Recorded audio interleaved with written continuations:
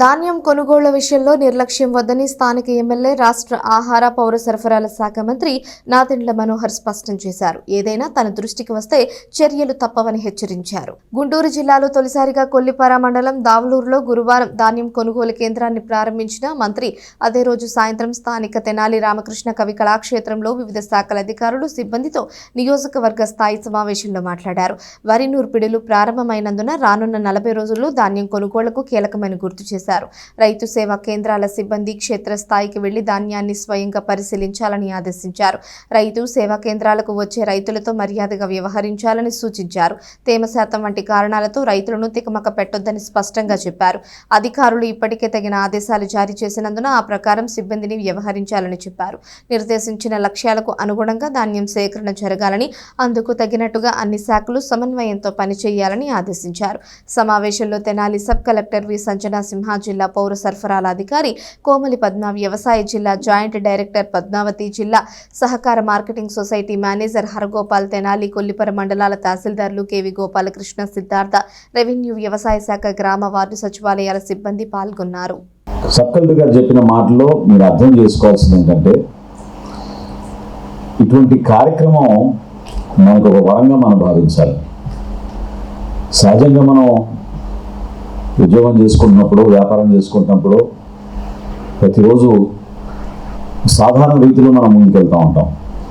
కానీ ధాన్యం కొనుగోలు ప్రక్రియ అనేది ఒక అద్భుతమైన కార్యక్రమం. రైతాంగానికి ఒక భరోసా ఇవ్వడమే కాకుండా దేశ సంపద ఈ విధంగా ఉంటుంది, మన ప్రజలు ఇంత సంతోషంగా మనం గ్రామాల్లో నిలబెట్టగలుగుతాం, ప్రభుత్వం పైన ఒక నమ్మకం, ఒక విశ్వాసం పెరిగే విధంగా మనందరం కూడా పనిచేసుకునేదానికి ఒక అద్భుతమైన అవకాశం. దాన్ని మీరు ఏమాత్రం కూడా తగ్గించబాకండి. గత సంవత్సరం 34 లక్షల మెట్రిక్ టన్నులు 8,800 కోట్ల రూపాయలకి మనం కొనుగోలు చేసాం. ఈ ఒక్క ఖరీఫ్లోనే మొట్టమొదటిసారి 51 లక్షల మెట్రిక్ టన్నులు, సుమారు 14,000 కోట్ల రూపాయలతోటి మనం ధాన్యం కొనుగోలు చేయడానికి ప్రభుత్వం నుంచి మనం సిద్ధమయ్యాం. మీలాగా రాష్ట్ర వ్యాప్తంగా 16,000 మంది సిబ్బంది దాదాపు ఒక 3-4 నెలల నుంచి మేము ట్రైనింగ్ ప్రోగ్రామ్స్ ఇచ్చి, వాళ్ళకి మెటీరియల్ ఇచ్చి, యూట్యూబ్లో వీడియోలు పెట్టి మీరు అర్థం చేసుకునే విధంగా, ఎందుకంటే టెక్నికల్గా కొంచెం సమాచారం పొరపాటు జరిగినా మీరు తెలుసుకునే విధంగా ఒక ప్రక్రియ మీకు అందుబాటులో ఉండడానికి తీసుకొచ్చాం. నాకు ఇబ్బంది పడతారు, రైతులు మీరు నమ్మాలి, రైతులు మీరు అవమానపరచుకోకండి, గౌరవించండి. ఒకవేళ అతను వచ్చి దీంట్లో 6 తక్కువ ఉన్నాయి, 8 తక్కువ ఉన్నాయి అని చెప్తే ఇమ్మీడియట్గా మీరు నమోదు చేసుకుని మీరు తప్పకుండా రైతుకు అది ఇచ్చేసేయండి. మీరు క్షేత్రస్థాయిలో పర్యటించాలి.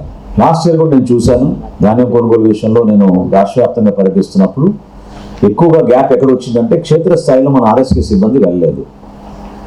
దయచేసి మీరు వెళ్ళాలి, కళాల దగ్గరికి వెళ్ళాలి, రైతులతో కూర్చుని మీరు నమోదు చేసుకున్న సమాచారం కరెక్ట్గానే ఉందా లేదా చూడండి, వాళ్ళ కేవైసీ డీటెయిల్స్ కరెక్ట్గా ఉన్నాయా లేవో చూడండి. ఎందుకంటే బ్యాంక్ అకౌంట్లు సరిగ్గా లేకపోతే వాళ్ళకి మళ్ళీ మనం ట్రాన్స్ఫర్ చేయడం పొరపాటు జరుగుతాయి. ఇప్పుడు ఇందాక నేను చెప్పిన లెక్కలో ఇప్పటికీ 9 కోట్ల రూపాయలు ఆధార్ నంబర్ సరిగ్గా లేకపోవడం వల్ల మనం ట్రాన్స్ఫర్ చేయలేకపోయాం. ఈ 754 కోట్ల రూపాయలు 9 కోట్ల రూపాయలు ఆధార్ నంబర్ సరిగ్గా లేకపోవడం వల్ల ట్రాన్స్ఫర్ చేయలేకపోయాం. సో కేవైసీ కూడా మీరు చాలా జాగ్రత్తగా చెక్ చేసుకోవాలి. మాకు మా సెంట్రల్ ఆఫీస్కి వచ్చేస్తుంది, అదేవిధంగా ఆ మిల్లర్ కూడా వెళ్తుంది. కాబట్టి తేమ శాతంలో మీరు పొరపాటు చేయబాకండి, రైతులను కన్ఫ్యూజ్ చేయబాకండి. 17% అనేది కేంద్ర ప్రభుత్వం ఇచ్చిన నిబంధన, దాన్ని మనం పాటించాలి. ఒక్కొక్కసారి దాన్ని గత సంవత్సరం మనం 24 వరకు తీసుకెళ్ళాం, అక్కడ వెసులుబాటు కల్పించాలి. ఎక్కడైనా తరుగుంటే స్థానికంగా ఉన్న సమస్యలను బట్టి, స్థానికంగా ఉన్న పరిస్థితులను బట్టి మనం ఆ రైస్ మిల్లర్స్ తోటి మన అధికారులు మాట్లాడతారు, వాళ్ళు నచ్చ చెప్తారు. రైతుని మాత్రం మనం కాపాడే విధంగా మనం ముందుకెళ్ళాలి. ఇది ఒక అద్భుతమైన అవకాశంగా మీరు భావించండి. చివరిలో నేను చెప్పదలుచుకున్నది ఒకటే, మీరు మనసు పెట్టి ఈ 40 రోజులు మన రైతుల కోసం, మన ప్రాంతం కోసం, రేపటి రోజున మన బిడ్డల కోసం ఒక అద్భుతమైన ప్రక్రియ ద్వారా మనం ప్రత్యేకంగా గుంటూరు జిల్లాలో ఇదివరకు లేని విధంగా మనం ముందుకు తీసుకొద్దాం. లెక్కల్లో భాగంగానే ఇప్పుడు సబ్ కలెక్టర్ గారు చెప్తే ఆమె ఆశ్చర్యపోయారు. కృష్ణా జిల్లా గత సంవత్సరంతో ఈ సంవత్సరం పోల్చుకుంటే ధాన్యం కొనుగోలు 2000% పెరిగింది. 2000% ఈ రోజుకి పోటీ పడుతున్నారు. ప్రతిరోజు 14-15 వేల మెట్రిక్ టన్నులు వాళ్ళ ధాన్యం వాళ్ళకి అమ్ముతున్నారు. సో ఆ విధంగా రైతాంగంలో ఒక మార్పు తీసుకొచ్చాం. గుంటూరు జిల్లాలో కూడా మనకున్న అద్భుతమైన రైతులు మనం పండించే మంచి రకమైన బియ్యాన్ని అంతిమంగా మనం మధ్యాహ్న భోజన పథకం ద్వారా రేపటి రోజున ఇంకా ఎక్కువ వస్తే మనకి మన పీడిఎస్ రైస్ కూడా మనం రేషన్ షాపుల ద్వారా మన ప్రజలకి మనం అందించే విధంగా ఆ మార్పు తీసుకొస్తామని సందర్భంగా తెలుపుకుంటూ, ఇక్కడ మన జిల్లాలో ఈ రోజు అయితే మంత్రి గారు కృష్ణ, అలానే దాని ముందర ఏలూరు ఇవన్నీ కూడా తిరుగుతూ వచ్చారు. అంటే ఇంత కష్టపడుతుంటే దానికి రీజన్ ఏంటి అంటే ఇక్కడ farmer and importance to his income security. మనందరం ఏదైనా వ్యాపారం చేస్తే ఎక్కువ ఎక్కడ అమ్మితే డబ్బులు వస్తాయని చూస్తున్నట్టు రైతుకి ఎక్కువ గిట్టుబాటు ధర కల్పించాలని ప్రభుత్వం ఎంత కష్టపడుతుందో మనందరం కూడా అర్థం చేసుకోవాలి. అలాంటిది ఈరోజు మీటింగ్కి పిలిస్తే చాలా మంది టర్న్అప్ అవ్వలేదు. ఇది మాత్రం మేము క్యాజువల్గా తీసుకోము. ఎవరైతే ఆర్ఎస్కేస్ నుంచి స్టాఫ్ రాలేదో వాళ్ళందరికీ కూడా రేపు మార్నింగ్ ఫస్ట్ అవర్లో ఏ డిపార్ట్మెంట్ అయితే ఆ డిపార్ట్మెంట్ నుంచి షో కాజెస్ వెళ్ళేటట్టు మేము చూస్తాము. అంటే ఇది it's not silly or it's not small issue అండి. మేము ఇంత కష్టపడుతుంటే అంత క్యాలెస్గా ఉండడం అనేది అసలు కుదరదు. తర్వాత వచ్చేసి ఫస్ట్ ఒకసారి అసలు ఈ మొత్తం ప్రక్రియలో ఉన్న స్టెప్స్ ఏంటో వివరించాలనుకుంటున్నాను. ఇక్కడికి కొంతమంది స్టాఫ్ వచ్చారు, అలానే మన ప్రెస్ వాళ్ళ ద్వారా రైతులకు కూడా ఈ వీడియో ద్వారా తెలుస్తుందని. ఫస్ట్ మనము విలేజ్ అగ్రికల్చర్ అసిస్టెంట్కి ఒక లాగిన్ ఇచ్చాము. దాంట్లో వాళ్ళు క్రాప్ కటింగ్ అయిన 7 రోజుల్లో షెడ్యూల్ అనేది బుక్ చేస్తారనమాట. వాళ్ళు తర్వాత వెళ్ళి రైతు నుంచి శాంపుల్స్ కలెక్ట్ చేస్తారు. ఈ శాంపుల్ ఎంత తొందరగా కలెక్ట్ చేస్తే అంత మంచిది. ఎందుకంటే ఫస్ట్ తేమ శాతం అంటే మాయిశ్చర్ కంటెంట్ మెజర్ చేసి అది కానీ ఎక్కువ ఉంటే, ఇప్పుడు మనకి ఎలానో సన్నీ డేస్ ఉన్నాయి, ఇమీడియట్గా ఆరబెట్టేస్తారు. అప్పుడు అది తేమ శాతం తగ్గుతుంది. అప్పుడు వీళ్ళు వాళ్ళ దగ్గర నుంచి ప్రొక్యూర్ చేసుకోవచ్చు. సో ఈ ప్రాసెస్ అంతా కూడా వితిన్ 2 to 3 days ఫాస్ట్గా అయిపోవాలి. ఇంకొకటి, ఇప్పుడు ఏదైతే వాట్సాప్ నంబర్ అనేది మన డిఎంసిఎస్ గారు కూడా చెప్పారో, దాంట్లో హాయ్ అని రైతు వాట్సాప్ మెసేజ్ పంపిస్తే ప్రొక్యూర్మెంట్ గురించి వస్తామని, ఈ నంబర్ని ఆర్ఎస్కే స్టాఫ్ ప్రొక్యూర్మెంట్ అయ్యే వరకు కూడా వాళ్ళ వాట్సాప్ డీపీగా పెట్టుకోవాలనే ఇన్స్ట్రక్షన్స్ ఇప్పుడు ఇవ్వడం జరుగుతుంది. అలానే ప్రతి ఆర్ఎస్కే తహసీల్దార్ ఆఫీస్లో కూడా ఈ నంబర్కి మెసేజ్ పెడితే ప్రొక్యూర్మెంట్ అవుతుందనేది ఫ్లెక్సీస్ పెడతాము. మోర్ ఆర్ లెస్ ఇవే ఇన్స్ట్రక్షన్స్. ఇంకా జాయింట్ కలెక్టర్ సార్ కూడా ఈరోజు ఈ మీటింగ్ తర్వాత ఒక రివ్యూ మీటింగ్ అనేది పెట్టారు. సో రేపు కూడా మొత్తం మిల్స్తో మ్యాపింగ్ అయిపోయిన తర్వాత ఎవ్రీడే మార్నింగ్ మనకు 1 hour టీసీ రివ్యూ లాగా ఉంటుంది. అండ్ ఏ ఇష్యూస్ ఉన్నా అవి మేము సార్ వరకు తీసుకెళ్తాము. ఎందుకంటే sir is always available, he will guide us, and then ఇంకా ఎక్కువ ఏ ఇష్యూస్ ఉన్నా సాల్వ్ చేస్తారు కాబట్టి.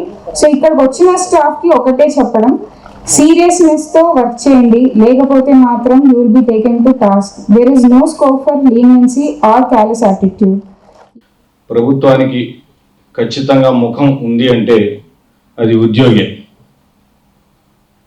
సారు ఫీల్డ్లో తిరుగుతున్నప్పుడు, గౌరవనీయులైన మంత్రి గారు ఫీల్డ్లో తిరుగుతున్నప్పుడు చాలా మంది రైతులు కంప్లైంట్స్ కానివ్వండి ఏం చెబుతూ ఉంటారంటే, సరిగ్గా మనం అప్రోచ్ కావట్లేదు, సరైన సమాచారం వాళ్ళకి అందివ్వట్లేదు అనేది మేజర్గా గమనిస్తున్న అంశం.